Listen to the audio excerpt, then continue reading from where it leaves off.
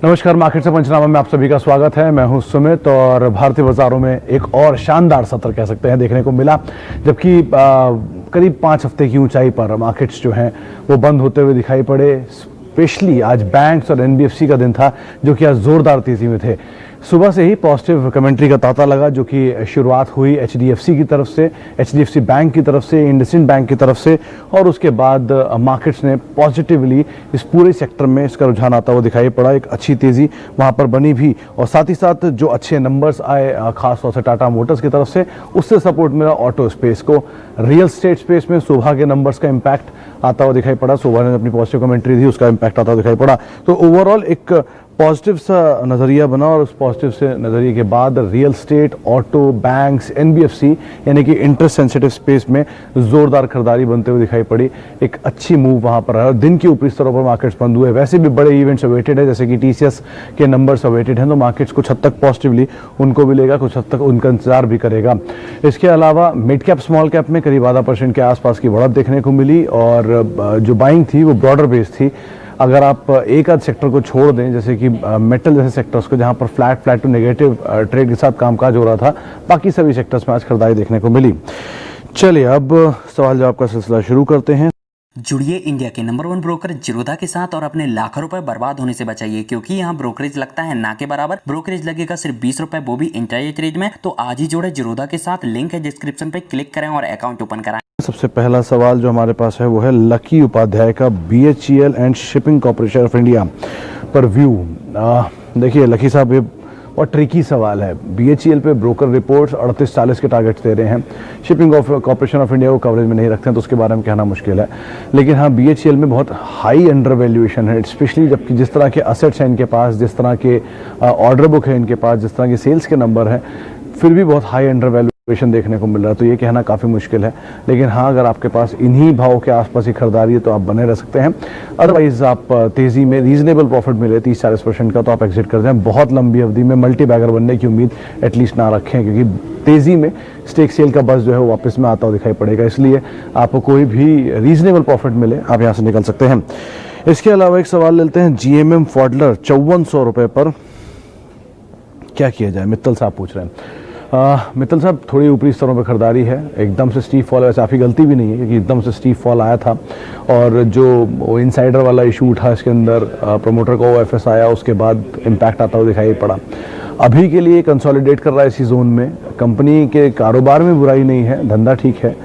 थोड़ा सा एक थॉट ये भी है कि क्योंकि अब मल्टीनेशनल प्रमोटर नहीं है तो शायद वो रॉयल्टी ना मिले जो प्रमोटर को मिलती है, लेकिन फिर भी कारोबार ठीक है। अगर सेल्स के नंबर सपोर्टिव रहते हैं तो इसमें तेज़ी आ सकती है। लेकिन आप और नई खरीदारी अभी एवरेज करने के लिए एटलीस्ट ना करें और वेट करें अपने भाव के आने का।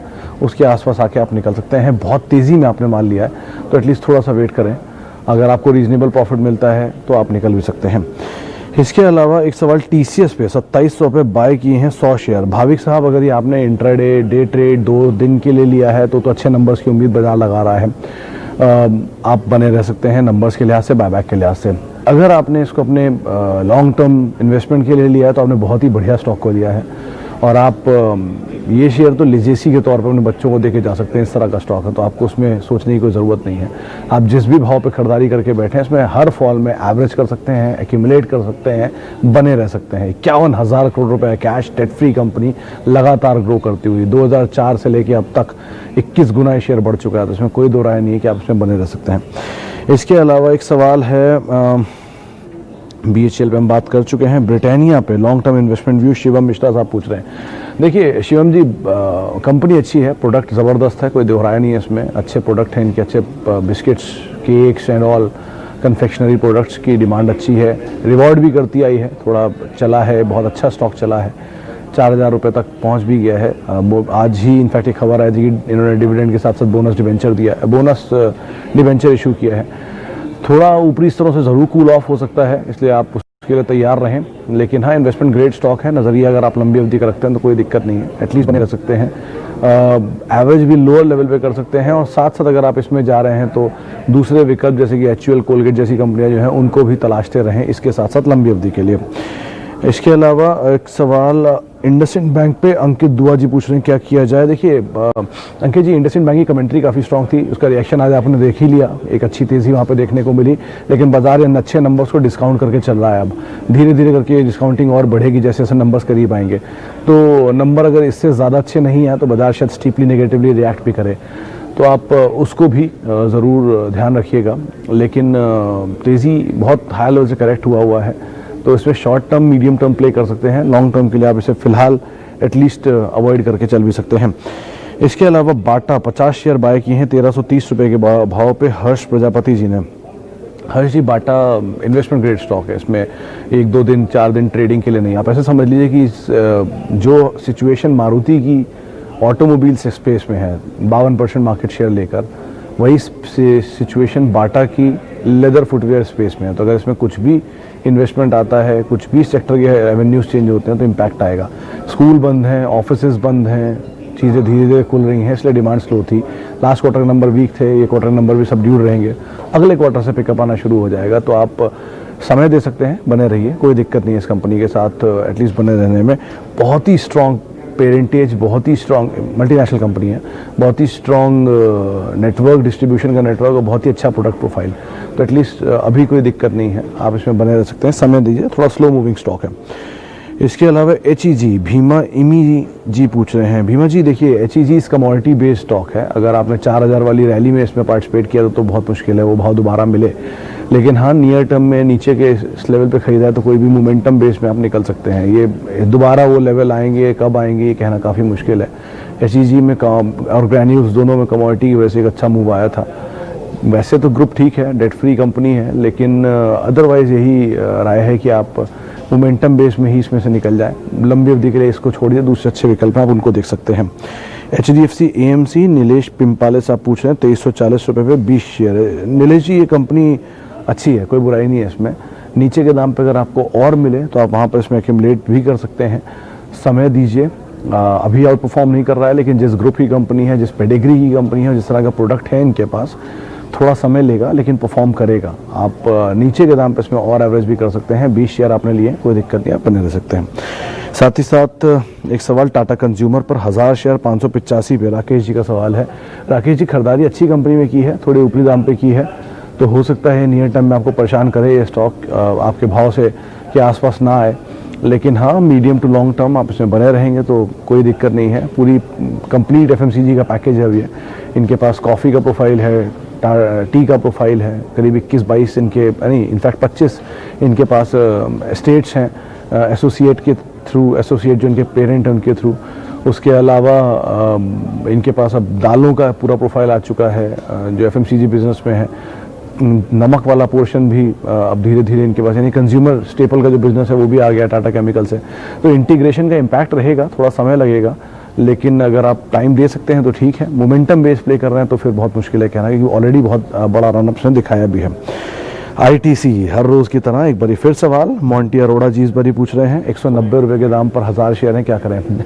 मोंटी जी, ये सवाल हर रोज़ हमारे पास आते ही हैं। आज 170 रुपये ITC ने छुआ, 50 पैसे के मोमेंटम में भी बहुत ट्विटर पर इसके बारे में चर्चा शुरू हो जाती है। खैर, लेकिन वही जवाब इसके लिए स्टैंडर्ड कि अगर आपके पास टाइम फ्रेम है, आप इसमें पेशेंस रख सकते हैं तो ठीक है, लेकिन छोटी अवधि, मीडियम टर्म या इन चीज़ों को देखेंगे तो कोई फ़ायदा नहीं है। आप ITC की पिक्चर वैसे देखिए पिछले 10 साल या 20 साल में क्या किया इसने, तभी कोई फ़ायदा है। 1 साल 1.5 साल में कोई फ़र्क नहीं पड़ने वाला है स्टॉक के अंदर। दूसरा, डिविडेंड पे ऑफ है, लेकिन अगेन 170 रुपये 190 पे आपने खरीदारी की है, 10 रुपये का डिविडेंड है, करीब करीब आपको ईल्ड भी बैठेगा तो 5% 6%, तो इससे बेटर ईल्ड वाले स्टॉक आपको अभी बाजार में मिल जाएंगे। तो आप अगर पेशेंस नहीं रख सकते तो निकल जाइएगा तेज़ी देखकर। बहुत टूटने की गुंजाइश यहाँ से है नहीं, बहुत चलने की गुंजाइश भी यहाँ से है नहीं। थोड़ा पेशेंस आएगा, लोग स्टॉक की चर्चा करना बंद करेंगे, उसके बाद शायद इसमें मूव आए, लेकिन नियर टर्म में एटलीस्ट प्रेशर में रह सकता है। हाँ, एक रिपोर्ट आपकी सुकून के लिए मैं ज़रूर बताता हूँ, एक सेंट्रम की रिपोर्ट आई थी जिन्होंने कहा था कि इसमें 400 रुपये तक की चाल भी आएगी बुल केस में। बियर केस में उनको लगता था ये करीब करीब 180-190 जहाँ पे जा सकता है, और बेस केस में 265 की बात की थी। तो इस रिपोर्ट को भी आप ज़रूर एक बार देख सकते हैं। इसके अलावा एक सवाल ले लेते हैं, अपोलो हॉस्पिटल और नौकरी पर short term view Nikhil ji पूछ रहे हैं। देखिए, अपोलो हॉस्पिटल में एक ट्रिगर तो रिसेंटली दिख रहा है कि इनके नंबर अच्छे आने वाले हैं, आ सकते हैं, क्योंकि अभी ये थायरोकेयर की आज कमेंट्री आई थी, उन्होंने भी कहा कि लैब टेस्टिंग में अच्छा बिजनेस हो रहा है, कोविड और नॉन कोविड बिजनेस ने स्ट्रांगली पिकअप किया है।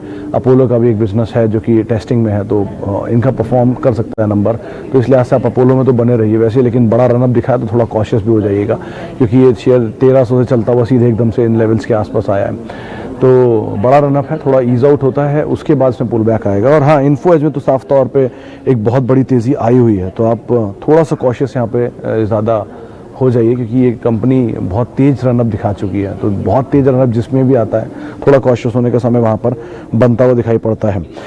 चलिए एक और आखिरी सवाल ले लेते हैं, persistent system and HDFC life long term के लिए। देखिए HDFC लाइफ लॉन्ग टर्म के लिए कोई दो राय नहीं है, ले सकते हैं, अच्छी कंपनी है, अच्छी परफॉर्मेंस है, इंडिया की second largest private insurance and second largest insurance company है, लाइफ इंश्योरेंस कंपनी है LIC के बाद। LIC का 62% स्टेक है, मार्केट शेयर है, और इनका करीब 9 से 10% का मार्केट शेयर है। SBI लाइफ और इनके बीच में कहीं कामकाज होता है, लेकिन हाँ जिस तरह की पेडिग्री है, कामकाज है, परफॉर्मेंस है, आप ले भी सकते हैं, बने भी रह सकते हैं, हर लोअर लेवल पे एक्यूमुलेट भी कर सकते हैं, पेशेंस काफ़ी लेगा, लेकिन आपको अच्छा रिवॉर्ड भी बना के दे सकता है। रिलायंस कैपिटल, आखिरी सवाल, क्या किया जाए? 10 रुपये पे 7,500 शेयर है, कोई जवाब नहीं सर इसके लिए। ये कंपनी जब तक न परफॉर्मेंस नहीं देगी, आप इसमें ट्रेड कर सकते हैं, इन्वेस्ट करने लायक स्टॉक नहीं है। मल्टी बैगर की उम्मीद ना रखें, हो सकता है तेज़ी आ भी जाए, लेकिन नंबर्स के बिना आई हुई तेज़ी सपोर्टिव नहीं होती, उसमें कभी भी ट्रैप हो सकते हैं, तो आप उस लिहाज से इस स्टॉक को देख सकते हैं।